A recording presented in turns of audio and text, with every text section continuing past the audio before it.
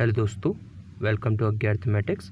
आज के टॉपिक में हम समझेंगे कि प्लेन में यूज़ होने वाला जेट इंजन कैसे काम करता है। आइए वीडियो के माध्यम से समझते हैं। टाइम प्लेन को उड़ते हुए तो देखा होगा, लेकिन क्या कभी हमने ये समझने की कोशिश करी है कि प्लेन उड़ता कैसे है। जैसे कि मैंने इससे पहले वाली वीडियो में बता रखा है कि हेलीकॉप्टर कैसे उड़ता है, कैसे नीचे से हाई प्रेशर से लो प्रेशर की तरफ हवा जाती है तो थ्रस्ट के कारण ऊपर की तरफ वो मूव करता है। ठीक है, तो आइए आज इसी कड़ी में समझते हैं कि एरोप्लेन कैसे वर्क करता है। यानी कि उसमें जो बगल में टर्बाइन लगी होती है, ठीक है, जैसे कि इसमें दिखा रखा है, ये देख सकते हैं। ये जो है टरबाइन है, इसको अलग कलर से दिखा देता हूँ। ये टरबाइन है, ये टरबाइन है, ये टरबाइन है।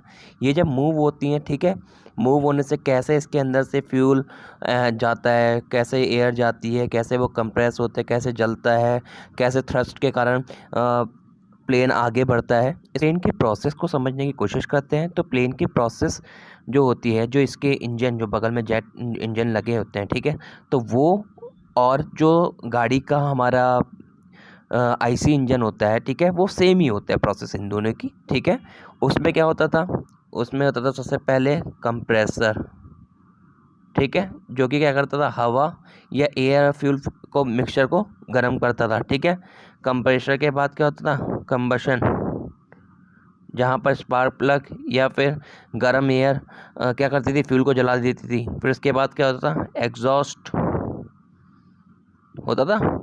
तो यही प्रोसेस इसमें भी होगी सेम। ठीक है, तो समझ लेते हैं। तो सबसे पहले क्या होता है, सबसे पहला पार्ट जो आता है उसको कहते हैं कंप्रेसर। जैसे कि मैं यहाँ पर देखिए, ये पूरा टरबाइन लगा रखी है, ठीक है, जेट टरबाइन है, ठीक है, जो कि एरोप्लेन में बगल में साइड में लगी होती है। जैसे मैं आपको दिखा देता हूँ, ये जैसे ये लगी है, ये देखिए, ये देखिए, ऐसे लगे रहते हैं आगे से, ठीक है, जिसके कारण प्लेन आगे की तरफ मूव करता है। तो देख लेते हैं एक एक पार्ट करके। तो देखिए, ये जो पूरा टरबाइन दिखा रखे तो उसमें कौन कौन से पार्ट क्या होते हैं। तो ये जो पहला पार्ट दिख रहा है यहाँ से यहाँ तक का, इसे कहते हैं कंप्रेसर। ठीक है, ये क्या करता है, कंप्रेसर क्या करता है, कंप्रेस करता है, ठीक है, एयर को, जो बाहर से एयर आएगी उसको क्या करेगा, कंप्रेस करेगा। उसके बाद देखिए, उसके बाद ये जो दूसरा दिख रहा है वॉयलेट कलर से, ये क्या है, कंबशन चैम्बर। कंबशन चैम्बर, यहाँ पर क्या होता है, यहाँ एयर और फ्यूल को स्पार्क के द्वारा क्या करता है, जलाया जाता है। ठीक है, फिर जो थर्ड वन दिख रहा है, ये ग्रीन, मैं इसको ब्लैक से दिखा देता हूँ। जैसे ये जो दिख रहा है ग्रीन वाला, ठीक है, ये क्या है, यहाँ पर क्या लगी है, टरबाइन, जो क्या करते हैं, इसका जो एग्जॉस्ट की गैसें होती हैं, जो हमारी जैसे वहाँ तो एग्जॉस्ट गैसें बाहर निकल जाती हैं साइलेंसर के द्वारा, लेकिन यहाँ पर क्या होता है, एग्जॉस्ट गैसों का यूज़ कहाँ पर किया जाता है, मूव करके टरबाइन घुमाई जाती है। ठीक है, फिर क्या होता है, उसके बाद जो ये रेडेड दिख रहा है, इसका मतलब क्या हो गया, जो ये एग्जॉस्ट हो गया बाहर का, वो निकल रहा है धुआं हुआ। ठीक है, तो आप चलिए एक एक पार्ट करके समझ लेते हैं। तो इनमें पहला पार्ट है कंप्रेशर। तो देखिए, कंप्रेशर में क्या होता है, यहाँ पर छोटे छोटे ऐसे ये जो हरे हरे दिख रहे हैं, ये क्या होते हैं, ब्लेड्स। जैसे ये ले लीजिए, ये क्या होते हैं, ब्लेड होते हैं इसमें ऐसे से लगे हुए। ठीक है, ये क्या करते हैं, ऊपर नीचे मूव करते हैं, ऊपर फिर नीचे, ऊपर फिर नीचे। इन्हीं ऊपर नीचे मूव करने से क्या होता है, ये ऊपर नीचे मूव करते हैं और यहाँ से क्या होता है, एयर बाहर से आ रही है, ये बाहर से एयर इसके अंदर से आती जाती है। तो इसको क्या कहते हैं, कभी ऊपर जाना तो कभी नीचे जाना। इससे क्या करता है, इसका क्या होता है, प्रेशर, इसका प्रेशर इंक्रीज होता है थोड़ा बहुत। ठीक है, फिर क्या होता है, यही सेम ब्लेड कहाँ लगे होते हैं, आगे जाकर जो नैरो टाइप का दिख रहा है आपको आगे, ठीक है, सकरा टाइप का, इसमें भी सेम ब्लेड लगे होते हैं।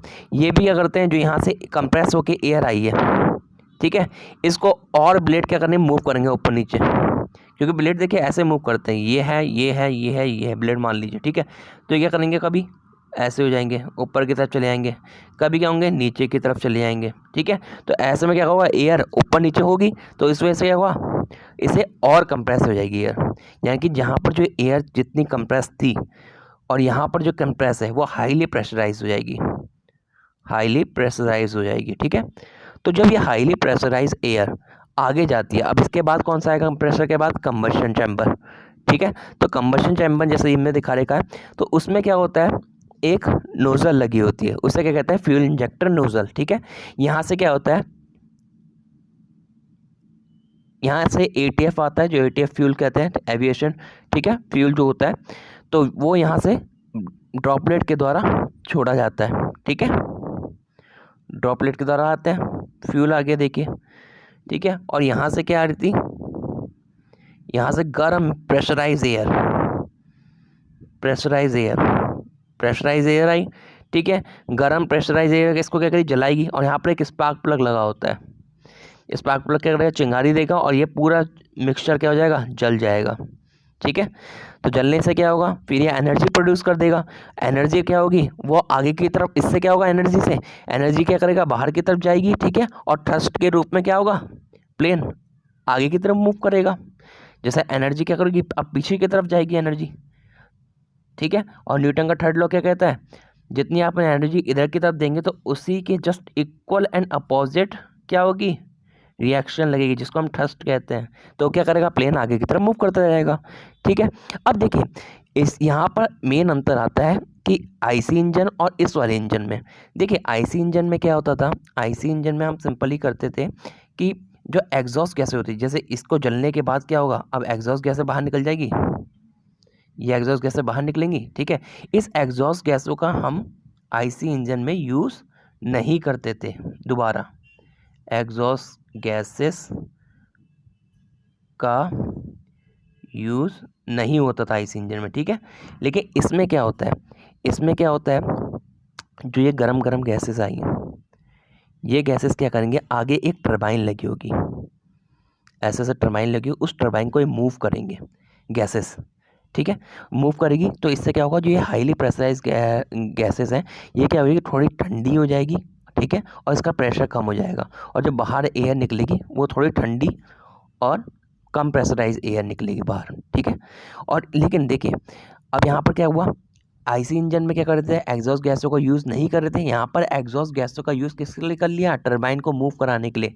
और ये जो टरबाइन है आपकी, ये जो टरबाइन है, ये मैं इसको वायलेट से दिखा देता हूँ। जैसे ये जो टरबाइन है, ठीक है, ये किस से हो रही है, ये एक्सल के द्वारा, आगे एक एक्सल ऐसा होता है। ठीक है, एक्सल के द्वारा किससे जुड़ी होती है, एक तो जो आगे पंखा लगा हुआ है जो एयर को सक कर रहा है, ठीक है, पंखे से जुड़ी होती है, प्लस यहाँ पर जो कंप्रेसर की वो है बेल्ट, ठीक है, कंप्रेसर के जो ब्लेड है उनसे जुड़ी होती है।